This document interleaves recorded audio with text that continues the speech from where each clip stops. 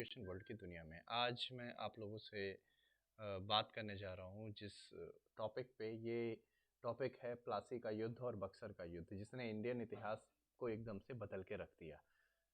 ये एक ऐसी लड़ाई थी जिसने आप ये समझ लीजिए कि ब्रिटिश हुकूमत को एक दस्तक दे दी कि इंडिया में वो राज भी कर सकते हैं। तो 18वीं शताब्दी के हाफ तक पहुंचते पहुंचते बंगाल में जो ईस्ट इंडिया कंपनी है इनका डंका बजने लगा था, एक तरीके से स्ट्रांग होने लगे थे। बंगाल उस टाइम का जो था सबसे रिच और फर्टाइल प्रोविंस था, सबसे ज़्यादा वहाँ पे उपजाऊ भूमि थी। और सबसे अच्छी बात यह है कि वहाँ पे बहुत सारे रिवराइन पोर्ट्स थे, नदी के किनारे बहुत सारे पोर्ट्स थे। समुद्र के साथ साथ वहाँ नदी पे भी पोर्ट्स थे जिसका बहुत ज़्यादा ट्रेड में बेनिफिट ईस्ट इंडिया कंपनी उठा रही थी। ईस्ट इंडिया कंपनी वहाँ पे बहुत ज़्यादा प्रॉफिटेबल थी ट्रेड के मामले में, क्योंकि उनको बहुत सारी ऐसी सुविधाएं वहाँ पे मिली हुई थी, जैसे रिवराइन पोर्ट वगैरह हो गए, जिससे इनका ट्रेड बहुत ही आसान ईजिली चल रहा था। ठीक है। फिर 1696 में क्या होता है, एक जगह जगह थी सूतानती। सूतानती एक करके एक जगह है, तो यहाँ पे इन्होंने फोर्ट बना दिया। ठीक है। यहाँ पे कॉन्फ्लिक्ट चल रहा था कुछ लोकल जमींदार और कंपनी के बीच में।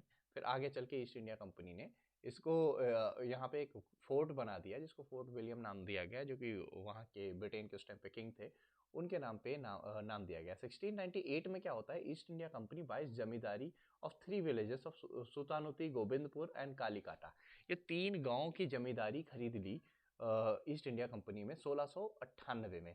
कालीकाता, जिसको काली घाट के नाम से भी जाना जाता है, और केवल 1200 रुपये में, मात्र 1200 रुपये में ईस्ट इंडिया कंपनी ने तीन गांवों की जमींदारी खरीद ली। वो तीन गांव थे सूतानुती, कहीं कहीं सूतानाती भी लिखा होता है, बंगाली नाम है, सूतानुती, गोविंदपुर एंड कालीकाता, जिसको काली घाट के नाम से भी जाना जाता है। आगे चल के यही कालीकाता जो है कलकत्ता शहर बना। ठीक है। थोड़ी बैकग्राउंड स्टोरी भी हम जान लेते हैं। एक्चुअली हुआ क्या था, जो उसे क्या बोलते हैं, इंडिया में जो दिल्ली सल्तनत थी, जो मुगल थे वो बहुत ज़्यादा वीक हो चुके थे, इनके पास कुछ बचा बचा था नहीं। ठीक है। इधर राजपूत स्टेट अपना चला रहे थे, जाट इधर पावरफुल थे, अवध में अपना नवाब अलग चला रहे थे, बंगाल के नवाब अलग थे, निज़ाम अलग अपना चला रहे थे, हर कोई अपना, इधर मराठा बहुत पावरफुल थे, तो ये लोग अपना अपना चला रहे थे, तो इनके पास इतना कुछ बचा बचा था नहीं। इसलिए मुगल बहुत ज़्यादा वीक भी हो चुके थे। अगर हम देखें, जो ईस्ट इंडिया कंपनी की पकड़ बंगाल में धीरे धीरे बढ़ी, उस टाइम पे मुगल्स जो हैं, वो जो सेंट्रलाइज मुगल थे, वो बहुत वीक हो चुके थे। हालांकि ये जो इनके भैये भैये थे, वो एक तरीके से कह लीजिए निज़ाम या अवध है, बंगाल के जो नवाब थे, इनको जो पैसे वैसे की ज़रूरत होती थी, रॉयल्टी इनको दे देते थे नवाब को, सॉरी मुगल्स को, लेकिन इनकी कुछ चलती वलती नहीं थी। आप ये सोचिए कि दिल्ली का बैठा हुआ सुल्तान उससे कई गुना ज़्यादा अवध का नवाब या बंगाल का नवाब अमीर होता था, क्योंकि इनके पास क्षेत्र बहुत था और इनको इतना मिलता ही नहीं था जो मुगल थे। ठीक है। तो मुगल की जड़ें बहुत हद तक कमज़ोर हो चुकी थी। हाँ, तो हम अभी देखते हैं 1698 में जो इन्होंने तीन गांव खरीदे 1200 रुपये में, मात्र 1200 रुपये में, सोचिए। ठीक है। तो यहाँ की जमींदारी खरीदी, तो यही गांव चलकर आगे चल के इन तीनों गांव को ही मिलके जो मॉडर्न डे कैलकाटा, जिसको कोलकाता बोला जाता है, शहर बना। ठीक है। चलिए आगे बढ़ते हैं। तो जो उसमें सूतानुती करके गांव था, 1700 से 1701 तक वहाँ पे फोर्ट विलियम बना दिया गया, जिसका नाम किंग विलियम थर्ड, जो कि इंग्लैंड के राजा थे, उनके नाम पे दिया गया। फिर 1717 में, जैसे आप सभी को पता है, एक बहुत बड़ा से क्या बोलते हैं, अपराध कह लें या मिस्टेक कह लें, गलती कह लें, फारूक सियार जो उस टाइम पे मुगल एम्परर हुआ करते थे। मैंने पहले बोला कि मुगल एम्परर नाम के एम्परर रह गए थे, इनके पास था हुआ कुछ नहीं। ठीक है।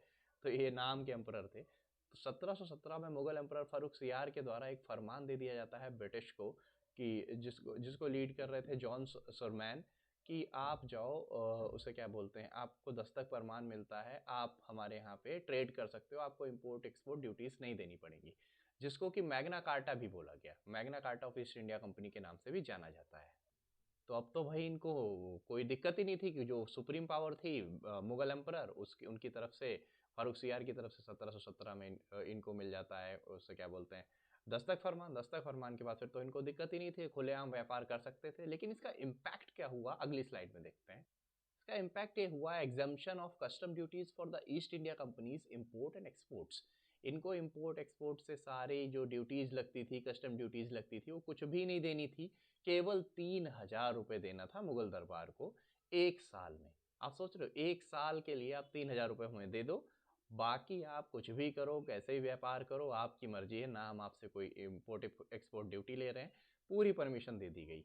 ठीक है, इनको एक दस्तक पास इशू कर दिया गया गुड्स ट्रांसपोर्ट के लिए, जिससे कि ये और उसे क्या बोलते हैं, एक और बड़ी घटना हुई जिसमें इनको परमिशन दे दी गई, ये लोग और ज़्यादा लैंड जो है, और ज़्यादा जो ज़मीन है वो कोलकाता के आसपास वाले एरिया में उसको रेंट पर ले सकते हैं। ये भी इनको फरमान मिल गया मुगल हुकूमत की तरफ से।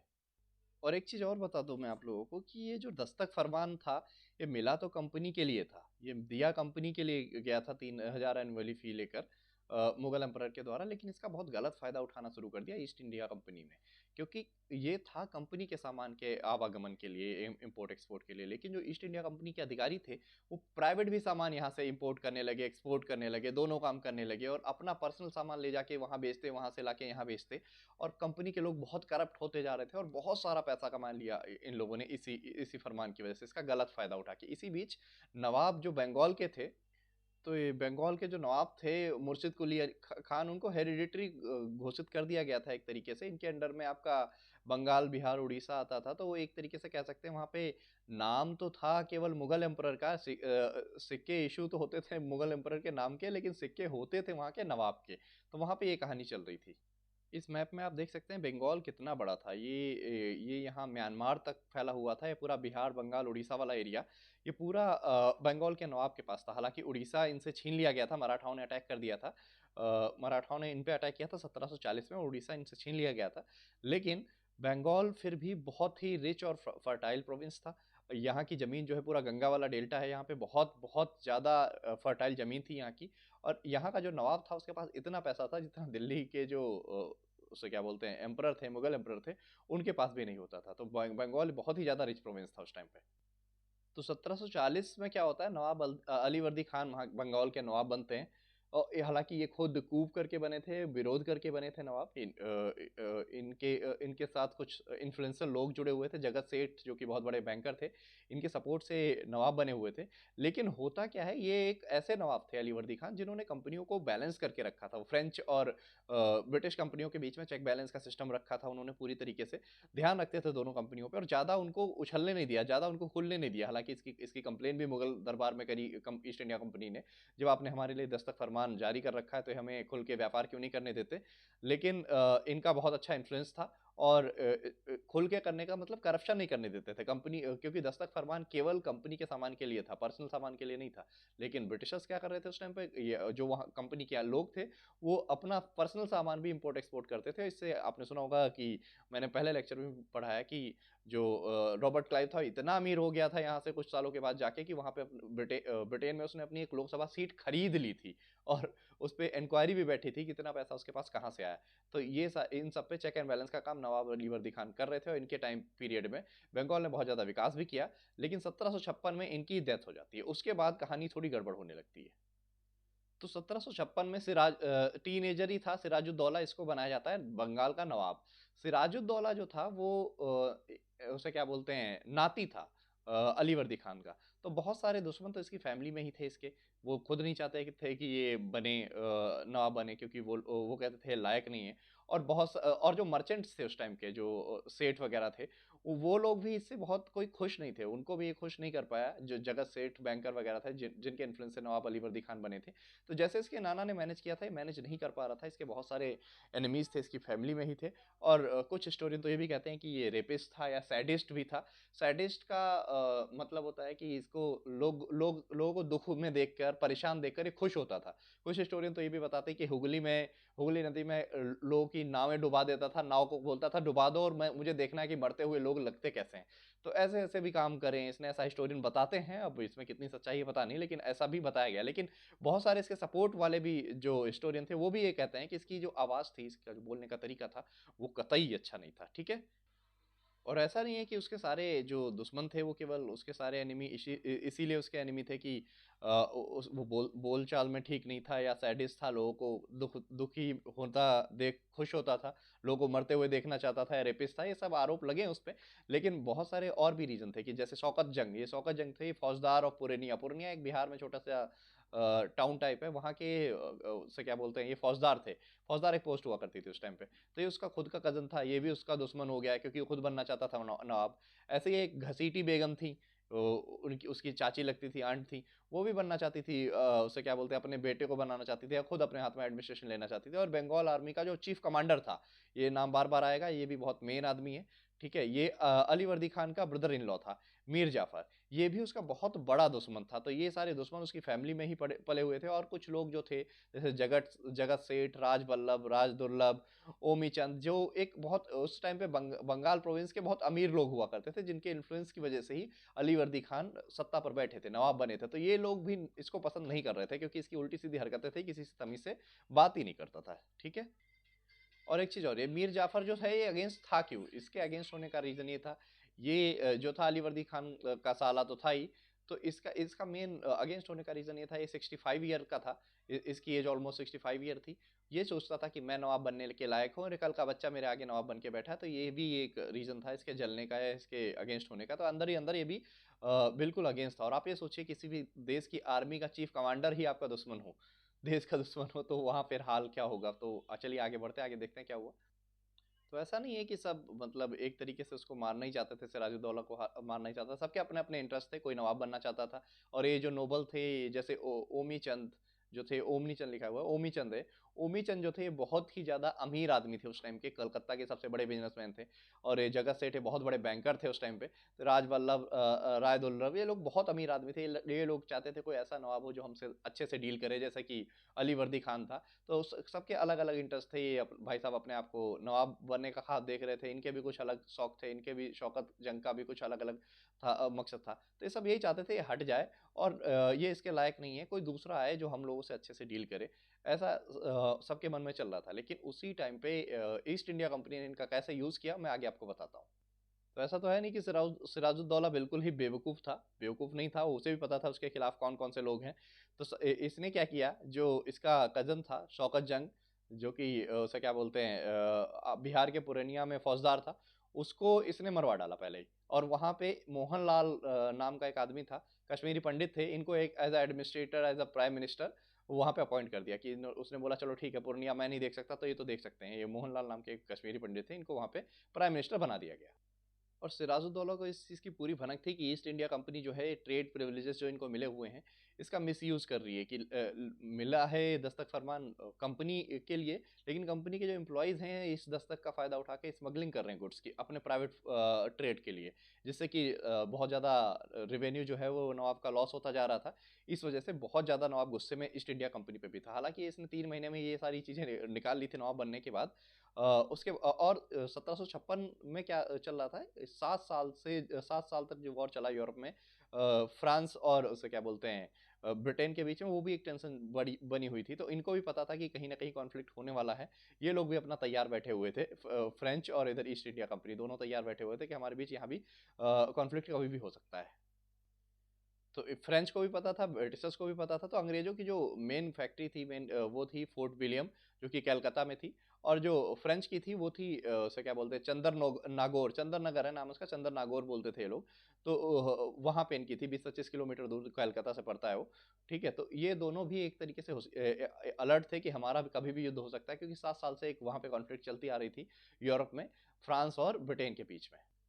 तो इन लोगों ने क्या किया, फोर्ट के आसपास जो है मिलिट्री फोर्टिफिकेशन चालू कर दिया। मतलब किले के आसपास फ्रांस और फ्रेंच ने और ईस्ट इंडिया कंपनी ने, ईस्ट इंडिया कंपनी ने अपना फोर्ट विलियम में, और फ्रेंच ने चंद्रनगौर में, ठीक है। तो इन्होंने क्या किया, फोर्टिफिकेशन, मिलिट्री फोर्टिफिकेशन चालू कर दिया। अपनी मिलिट्री जो है और ज़्यादा चारों तरफ किले के फैलानी शुरू कर दी। लेकिन इन्होंने इससे बहुत ज़्यादा सिराजुद्दौला जो था वो बहुत नाराज़ हुआ कि तुम लोग ये कम करो, ये चीज़ गलत है। लेकिन इन्होंने बोला कि नहीं भैया, हम नहीं मानेंगे, क्योंकि इसकी परमिशन, ईस्ट इंडिया कंपनी ने बोला हम नहीं मानेंगे, क्योंकि इसकी परमिशन हमें ऑलरेडी मिली हुई है मोर्ट बनाने की, चारों तरफ फोर्ट के चारों तरफ सुरक्षा के लिए। और फ्रेंच ने और ईस्ट इंडिया कंपनी दोनों ने मना कर दिया कि हम इस चीज़ को नहीं मानेंगे, क्योंकि आपके नाना हमें परमिशन देकर गए हैं कि हम उसे क्या बोलते हैं, अपनी फोर्ट को मजबूत कर सकते हैं, चारों तरफ से मिलिटराइज कर सकते हैं, ठीक है। और एक और नाराजगी थी सिराजुद्दौला की, कि एक बंदा था कृष्णदास, जो कि राज वल्लभ का बेटा था। उसको इन्होंने क्या किया, ईस्ट इंडिया कंपनी ने असाइलम दे दिया है, पॉलिटिकल रिफ्यूजी की तरीके से उनको अपने घर, अपने फोर्ट में बुला लिया और उसकी खातिरदारी करी। तो जिसको कि सिराजुद्दौला बहुत दिनों से पकड़ना चाहता था, तो इसको लेकर और ज़्यादा सिराजुद्दौला जो है और ज़्यादा गुस्सा हो गया ब्रिटिशर्स पे कि ये क्या कर रहे हैं, ये तो बिल्कुल नहीं होना चाहिए था। तो उसने सोचा कि अब तो पानी जो है वो सर के ऊपर चढ़ चुका है, अब तो हमें कुछ करना ही पड़ेगा। तो भाई सिराजुद्दौला ने बोला अपनी आर्मी से, चलो एक काम करते हैं, इनसे निपट के ही आते हैं, फोर्ट विलियम घूम के आते हैं। उसने अपनी बड़ी लंबी चौड़ी आर्मी ली, चल देता है कलकत्ता की तरफ। अब जैसे ही कलकत्ता की तरफ वो चलता है अपनी पूरी फौज लेकर, तो फोर्ट विलियम पे उसने अटैक कर दिया और उनके 150-200 फौजी थे ब्रिटिशर्स के, सबको खत्म कर दिया और पूरी तरीके से उसे क्या बोलते हैं अपने कब्जे में ले लिया। पूरे किले को अपने कब्जे में ले लेता है। इसमें एक और घटना घटना होती है जिसको कि बहुत बढ़ा चढ़ा के भी दिखाया गया। उसे क्या बोलते हैं, black black hole of Calcutta, पता नहीं क्या क्या बोला गया उसको। उसमें जो 100-200 कुछ कर्मचारी थे उनको मारा नहीं, उसमें से 146 लोगों को एक 14x18 के कमरे में बंद कर दिया गया। उसमें सुबह 6 बजे जब कमरा खोला गया तो 123 लोग मर चुके थे, ऐसा बोला जाता है। हालांकि टेक्निकली ये चीज़ बहुत अजीब सी लगती है कि 146 लोगों को 14x18 के कमरे में कैसे बंद किया जा सकता है, लेकिन उस समय ब्रिटिशर्स ने ऐसा इतिहास में लिखा कि हमारे साथ इतना गलत किया गया था सिराजुद्दौला के द्वारा। तो इसमें 23 लोग बचे थे। तो मेन जो था उसे क्या बोलते हैं, जे जी हॉलवेल करके एक व्यक्ति था, वो बच गया, वो भी जिंदा बच गया इन्हीं 23 लोगों में। वो उस टाइम पे फोर्ट विलियम का हेड था। कहते हैं कि डॉक्टर था ये, बाय प्रोफेशन ये डॉक्टर था। ईस्ट इंडिया कंपनी में इसने as a doctor job join करी थी। आगे चल के ये ब्यूरोक्रेट टाइप बन गया और बहुत सीनियर पोजीशन पे पहुंच गया था। तो इसी ने बताया कि 14x18 के कमरे में हम लोगों को, इतने लोगों को बंद कर दिया गया था, इतना अत्याचार हुआ। इसने ब्रिटेन में जाकर इस चीज़ को और बढ़ा चढ़ा कर बताया कि ऐसा ऐसा हमारे साथ अन्याय किया गया था, और उसको और बढ़ा चढ़ा के दिखाया गया। हालांकि कुछ हिस्टोरियन ये भी कहते हैं कि 14x18 के कमरे में 146 लोगों का आना ही पॉसिबल नहीं है, कैसे डाला गया होगा उसके अंदर। और जो बंदा था जीजे हॉलवेल, इसका जो उसे क्या बोलते हैं, इसकी भी बड़ी इंटरेस्टिंग कहानी। आगे चल के गवर्नर ऑफ बंगाल भी बना। सोचिए, पहले वहीं जेल में बंद कर दिया गया, आगे चल के गवर्नर ऑफ बंगाल भी बनाया गया आगे चल के। हिस्टोरियन के अकॉर्डिंग वहाँ पे 60 के आसपास लोग थे। कुछ हिस्टोरियन कहते हैं कि 60 के आसपास लोग थे, उसमें से 40 मर गए होंगे। लेकिन जो ये 150 के आसपास बोलते हैं, ये तो बिल्कुल संभव ही नहीं था। तो 23 जून 1756 की घटना थी। और अंग्रेज ऐसा क्यों बोलते हैं इसको, ब्लैक होल ऑफ कलकत्ता क्यों बोलते हैं? क्योंकि ये उस एरिया को बोलते हैं, वो कोठरी सी जो थी जिसमें बंद किया गया था। तो अंग्रेजों ने इसको इतना बढ़ा चढ़ा कर इसलिए दिखाया क्योंकि वो जस्टिफाई करना चाहते थे। क्योंकि एक साल बाद, ठीक एक साल बाद 1757 में उन्होंने क्या किया था, सिराजुद्दौला को मार दिया था। तो इस वजह से अंग्रेज इसको बहुत बढ़ा चढ़ा के दिखाते हैं कि उसने इतना अत्याचार किया था, चलो सही हुआ, उसको हमने मार दिया। तो अब इसका बदला लेने के लिए ब्रिटिशर्स क्या करते हैं, वो प्लान करते हैं और फिर से जो कि कैनेटिक वॉर में हीरो साबित हुए थे रॉबर्ट क्लाइव, उनको आर्मी के साथ, तथा एडमिरल चार्ल्स वॉस्टन, जिनको बहुत कम लोग जानते हैं, भूल जाते हैं, नेवी भी आई तो उसको लीड कर रहे थे चार्ल्स वॉस्टन, और जो आर्मी थी उसको लीड कर रहे थे रॉबर्ट क्लाइव। इनको भेजा जाता है कि जाओ भैया, देखो जाके क्या सीन है।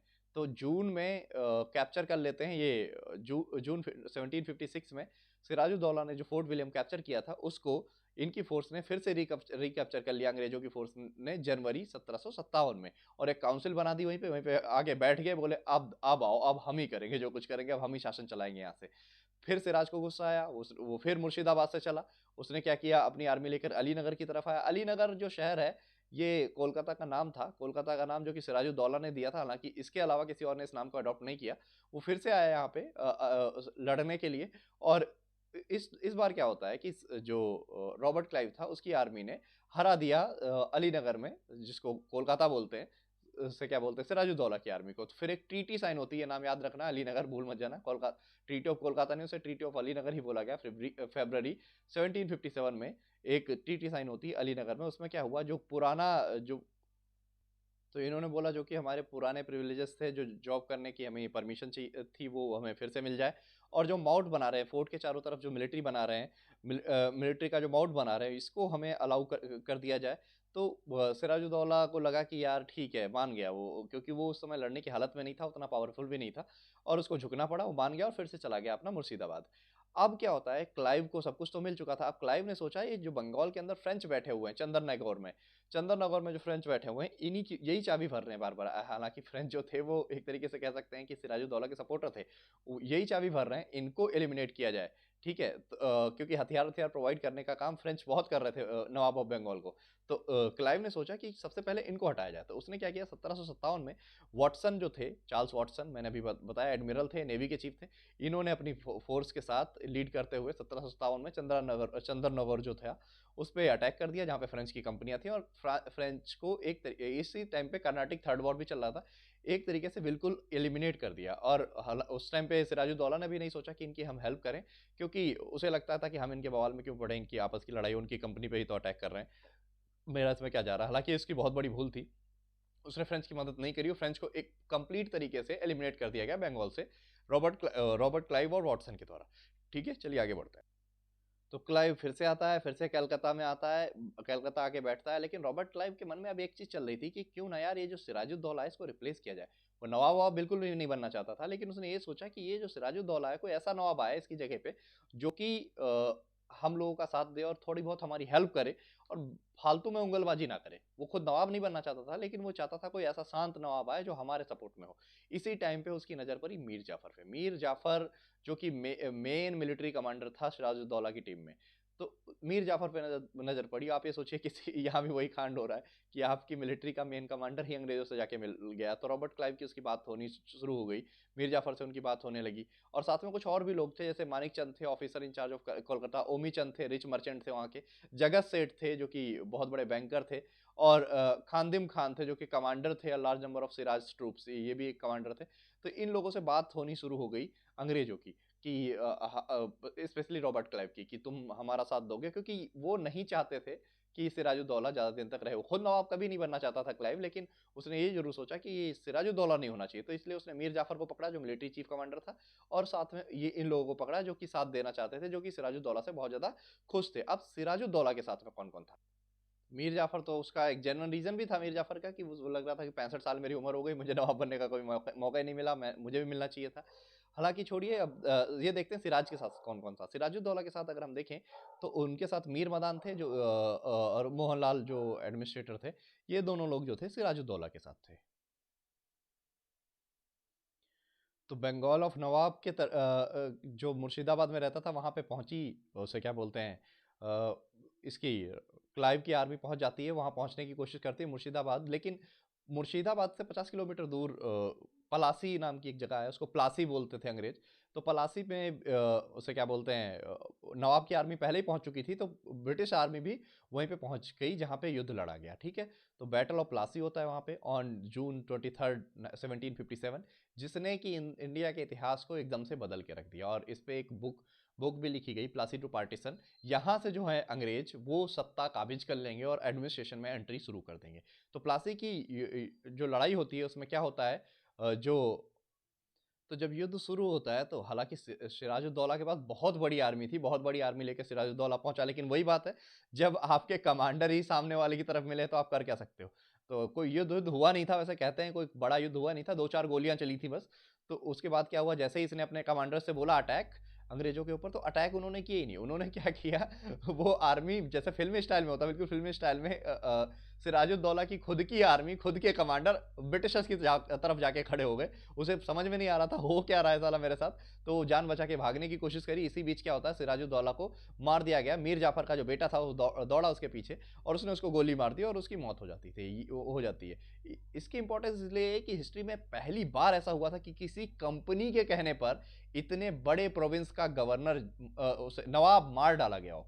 मतलब बंगाल जो था बहुत ही फर्टाइल और बहुत ही बड़ा प्रोविंस था, उसको लीड करने वाला नवाब किसी एक कंपनी के कहने पे मार डाला गया। हालांकि मीर जाफर ने ही ये सब रचा और मीर जाफर के उसे क्या बोलते हैं बेटे ने उसको मारा, लेकिन इशारा किसका था, ईस्ट इंडिया कंपनी का। और यहीं से कहानी बिल्कुल बदल जाती है मॉडर्न इंडियन हिस्ट्री की। मीर जाफर को जैसा कि डील हुई थी क्लाइव के साथ, रॉबर्ट क्लाइव मीर जाफर को नवाब बना देता है और खुद बन जाता है गवर्नर ऑफ फोर्ट विलियम। और साथ में ही ये तो पोस्ट पहले से ही थी गवर्नर ऑफ फोर्ट विलियम की, लेकिन साथ ही साथ उसने टाइटल अपने आप को दे दिया गवर्नर ऑफ बंगाल। 1757 से लेकर 1760 तक वो गवर्नर ऑफ बंगाल की पोस्ट पे रहा।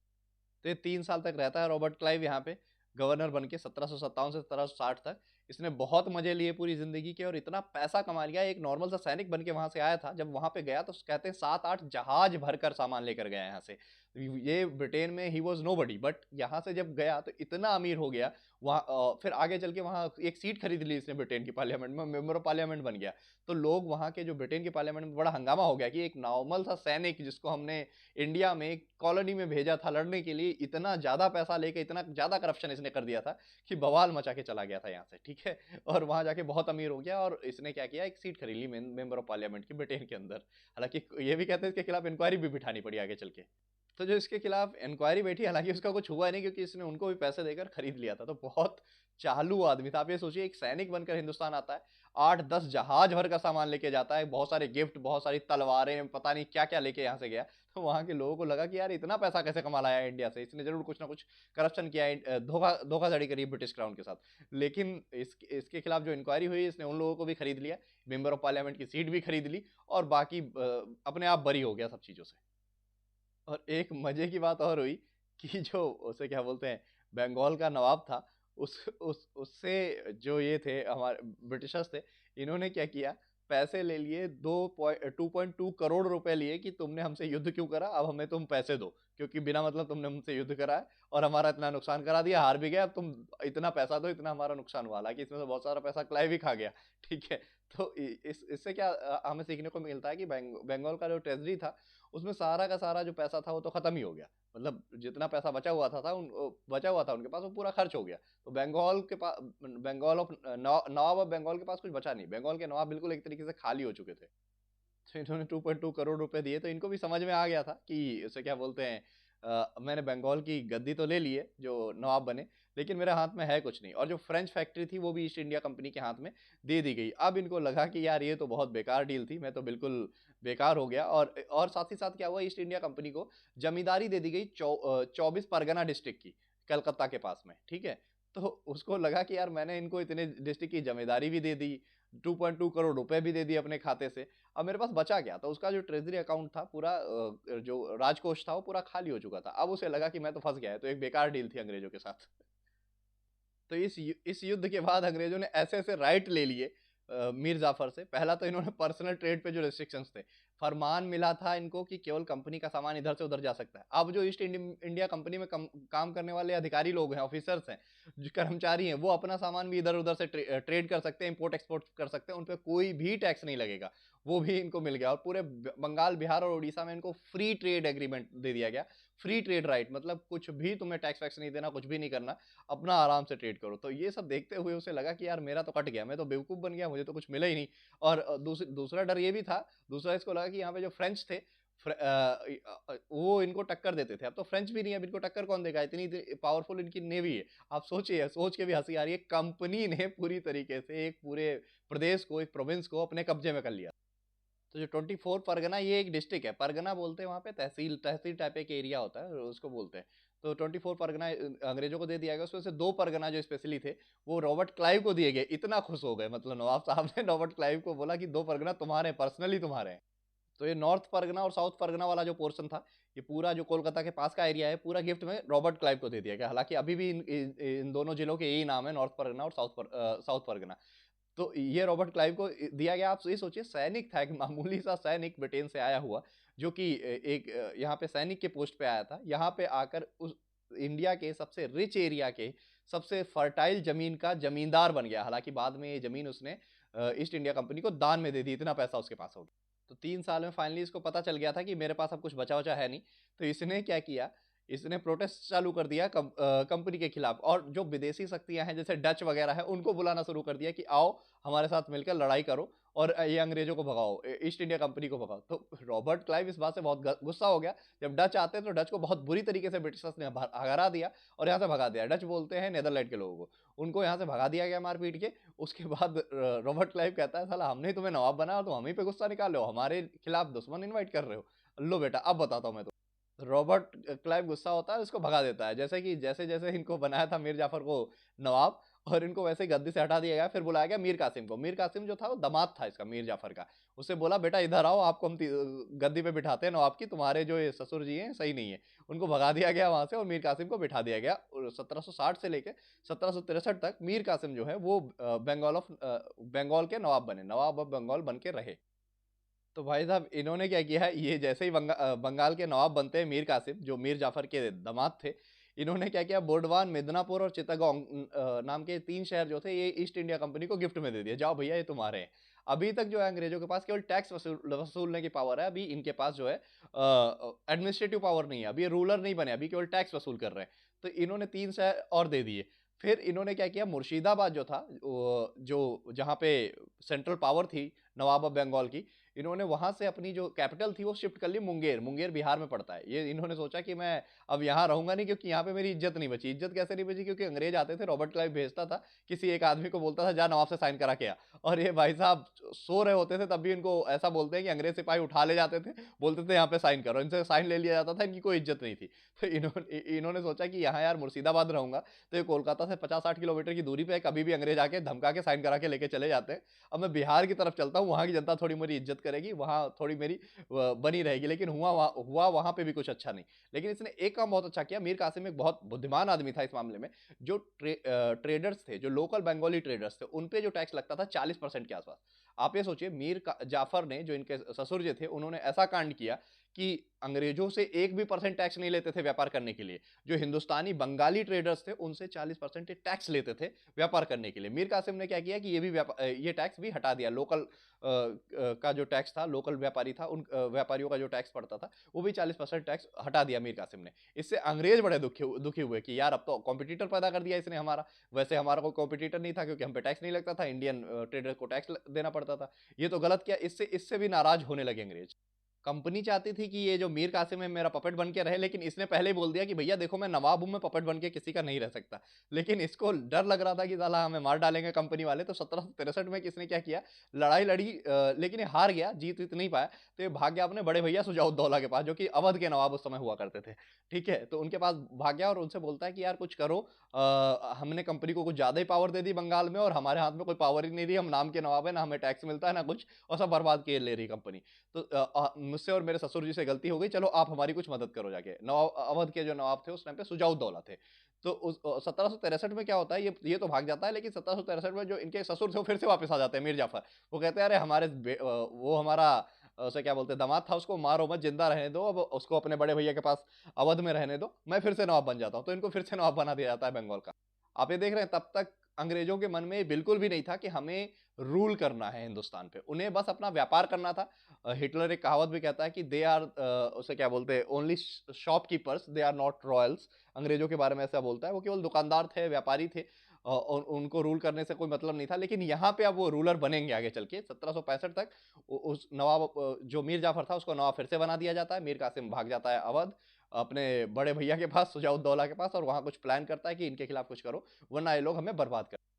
तो 1765 में उसकी तो मौत हो जाती है, खैर मीर जाफर की। क्योंकि उसी बीच बैटल ऑफ बक्सर होता है। बक्सर बिहार बंगाल के बॉर्डर पे एक शहर पड़ता है बक्सर।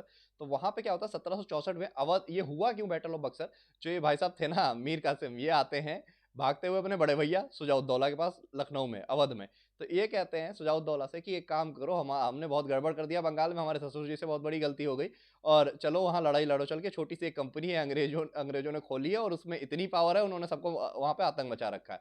और जो शाह आलम सेकंड थे, मुगल एम्परर, उनकी भी एक अजीब माशाल्लाह कहानी थी। उनके पास भी कुछ नहीं था। ये थे तो कहने को दिल्ली के नवाब, लेकिन ये अपने दरबारी से इतना डरे हुए थे, ये अवध में जाकर बैठे हुए थे कि हमें बचा लो, जबकि ये मुगल सम्राट थे उस टाइम के। तो इनके पास भी कुछ नहीं था। ये नाम के एम्परर थे, और मीर कासिम भी नाम का नवाब था बंगाल का, इसके पास भी कुछ नहीं था। वो 1500 सैनिक थे। लेकिन सुजाउद्दौला जो उस समय नवाब ऑफ अवध था, इसके पास पावर थी। ये रियल में पावरफुल था, इसके पास बहुत बड़ा एरिया भी था। और जो उस समय थर्ड बैटल ऑफ पानीपत हो रहा था, वो 1761 में, उसमें भी ये विनिंग पॉइंट पे ही था लगभग। ये इन दोनों का तो इसमें कोई इन्वॉल्वमेंट है नहीं। तो लगभग एक तरीके से कह सकते हैं सुजाउद्दौला का ही पूरा रोल था। और ये दो दो जो थे बिल्कुल बेकार के नवाब थे। इनके पास कुछ नहीं था। ये मुगल एम्परर तो बिल्कुल ही बेकार थे, शाह आलम, और मीर कासिम के पास भी कुछ भी नहीं। कहने को तो इनके पास कुछ भी नहीं था, लेकिन फिर भी देखने में बहुत बड़ी बात लगती है। मुगल एम्पायर, अवध एम्पायर, बिहार उसे क्या बोलते हैं, बंगाल एम्पायर, ये तीनों मिलकर एक छोटी-सी कंपनी जो यहाँ पे कलकत्ता में बसी हुई है, उस पे जंग छेड़ रहे हैं। मतलब साइकोलॉजिकल इम्पैक्ट तो बहुत बड़ा था कंपनी के लिए कि 3-3 नवाब हमारे खिलाफ आ रहे हैं, एक छोटी-सी कंपनी के खिलाफ जंग लड़ने जा रहे थे। तो भाई होता क्या है, इन तीनों की 40,000 की सेना चलती है बक्सर की तरफ। बक्सर जो कि बिहार में एक छोटा सा स्टेट है, छोटा सा जिला था, बक्सर की तरफ चलती है, बक्सर के मैदान में लड़ती है। और ब्रिटिश आर्मी जो कि हेक्टर मुनरो करके एक उनका कमांडर था, केवल 7,000 सैनिकों के साथ जाता है और इनकी 40,000 की सेना को ध्वस्त कर देता है, एक ही दिन में हरा देता है। और उसके बाद क्या होता है, जो शाह आलम सेकंड थे, वो तो पैरों में पड़ जाते हैं, कहते हैं भैया जो कुछ हो तुम ही हो, हम हमसे गलती हो गई। और जो उसे क्या बोलते हैं सिराजुद्दौला है, वो भाग के फिर से अवध आ जाता है। लेकिन जो मीर कासिम है, जो लेके गया था सबको कि चलो लड़ते हैं, उनको जीतते हैं चल के, उसका पता ही नहीं चला आज तक। वो हालांकि सिराजुद्दौला को बाद में पकड़ लिया गया, लेकिन जो उसे क्या बोलते हैं मीर कासिम था, जो मेन बंगाल ऑफ नवाब था, जिसके लिए दोनों लड़ने गए थे, वो वहां से जान बचा के भाग गया। हालांकि कुछ हिस्टोरियन ये कहते हैं कि वो कुछ सालों के बाद कलकत्ता की गलियों में भीख मांगता हुआ दिखा, फिर भीख मांगते मांगते उसकी मौत हो गई। इतनी बुरी हालत कर दी गई बंगाल के नवाब की। अब जब ये लड़ाई जीत जाते हैं, अब जो मुनरो था, हेक्टर मुनरो, उसकी खुद समझ में नहीं आता है, उसे लगता है कि हमने तो औकात से बाहर काम कर दिया, 7,000 सैनिकों के साथ 40,000 लोगों को हरा दिया। उसकी समझ में नहीं आ रहा होता कि मैं करूं तो क्या करूं क्या। ये मुगल एम्परर, इतना बड़ा हिंदुस्तान का सम्राट, इसके अंदर सम्राट, मुगल सम्राट जो मेरे कदमों में पड़ा, मैं इसके साथ क्या करूं, क्योंकि उसको एक्सपीरियंस तो था नहीं। वो एक नॉर्मल कंपनी का सैनिक था, ना कि किसी साम्राज्य का सैनिक था। अब वो कंफ्यूज हो गया, उसने बोला कि भैया आप रॉबर्ट क्लाइव को बुलाओ, वही नेगोशिएट करेंगे आके, वही देखेंगे आके इन लोगों के साथ करना क्या है, क्योंकि वो खुद कंफ्यूज था। औकात से बाहर उसने काम कर दिखाया, 40,000 लोगों को, 7,000 लोगों को ले जाकर 40,000 लोगों को मार दिया और जीत लिया युद्ध।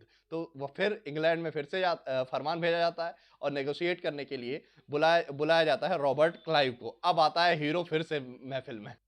तो होता क्या है, ये जो कमांडर थे, इन्होंने चिट्ठी भेज दी दो कि जाओ भैया उससे क्या बोलते हैं, रॉबर्ट क्लाइव साहब को बुलाओ, वही डील विल करेंगे। और रॉबर्ट क्लाइव पहले भी सैनिक था, लेकिन अब बड़ी विलासिता की जिंदगी जी रहा था लंदन में।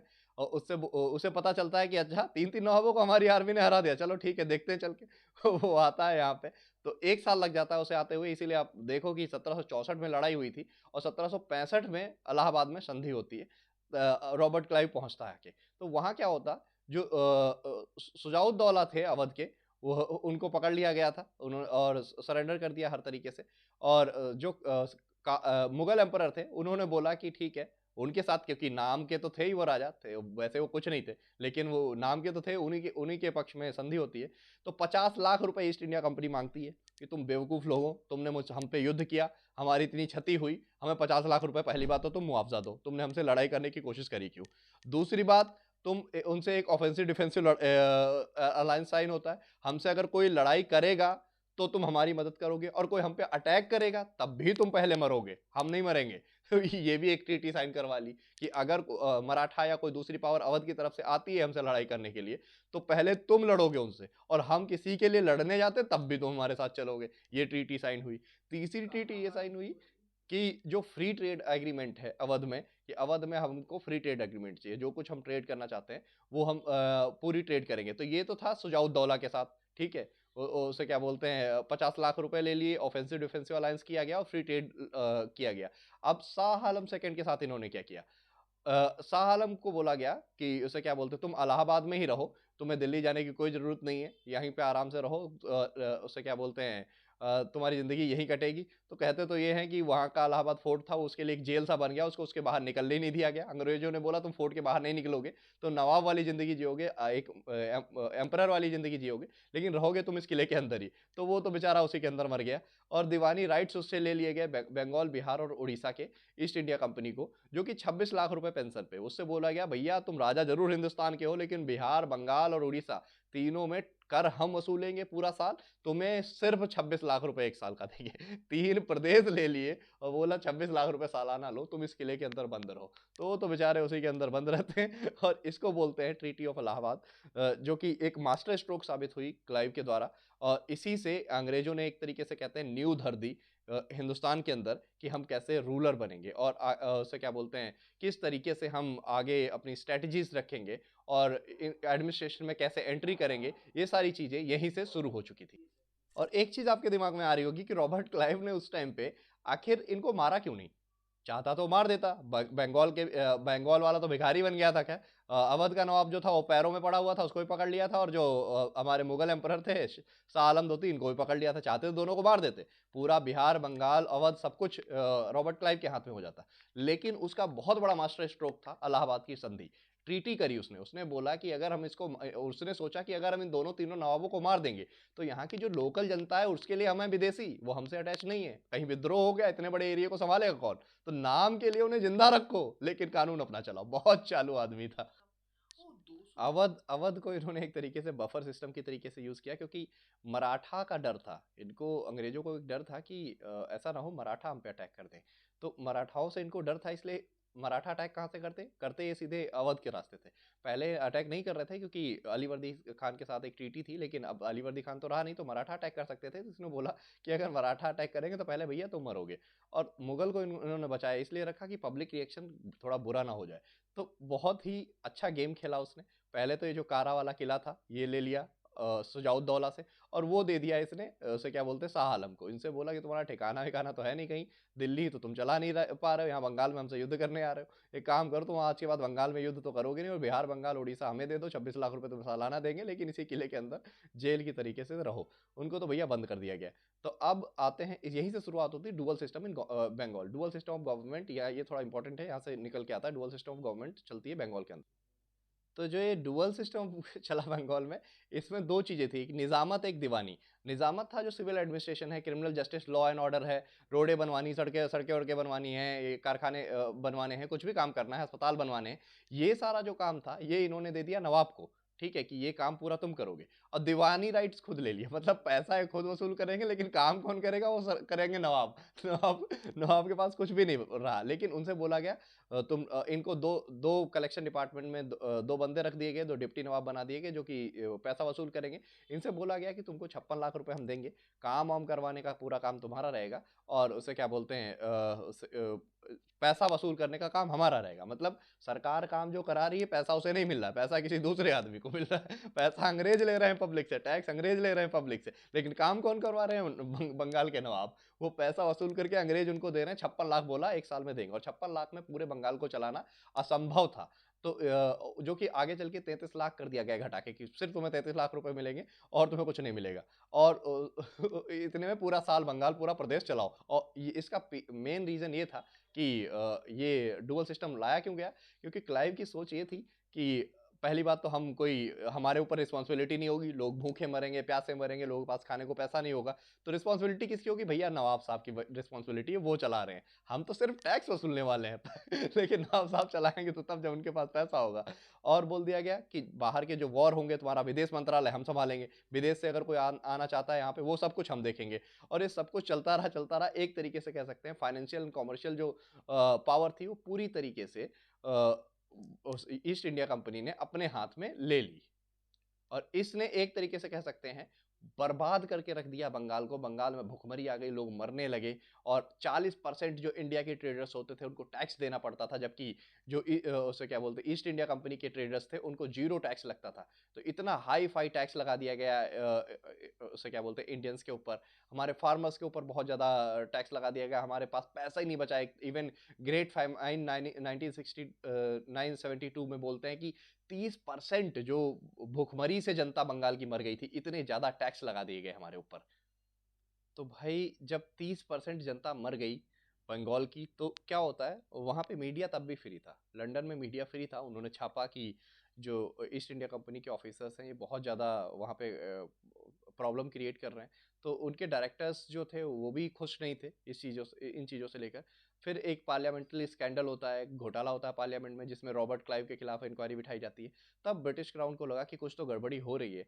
तो रॉबर्ट क्लाइव को और जितने डायरेक्टर्स थे उनको सबको हटा दिया गया, और 1772 में वॉरेन हेस्टिंग नाम के बंदे को गवर्नर जनरल अपॉइंट किया गया, जिसने क्या किया, डुअल सिस्टम जो था उसको बिल्कुल खत्म कर दिया। डुअल सिस्टम मतलब दीवानी राइट्स किसी और के पास हैं और एडमिनिस्ट्रेटिव राइट किसी और के पास है। ये बोला गया सब कुछ तुम्हारे पास है। रॉबर्ट क्लाइव ने सब कुछ अपने हाथों में ले लिया कि पैसा भी मैं ही वसूल करूंगा और मैं ही काम भी कराऊंगा। ये थोड़ा सही गवर्नर निकला, इसने डुअल सिस्टम ऑफ गवर्नमेंट को खत्म करा, सिंगल सिस्टम ऑफ गवर्नमेंट लेकर आया। इसके बाद की कहानी मैं अगले लेक्चर में आपको बताऊंगा, आगे चल के इसने बहुत सारे इंटरेस्टिंग काम किए। आज का लेक्चर अभी खत्म होता है, चैनल को सब्सक्राइब करिए। धन्यवाद, जय हिंद।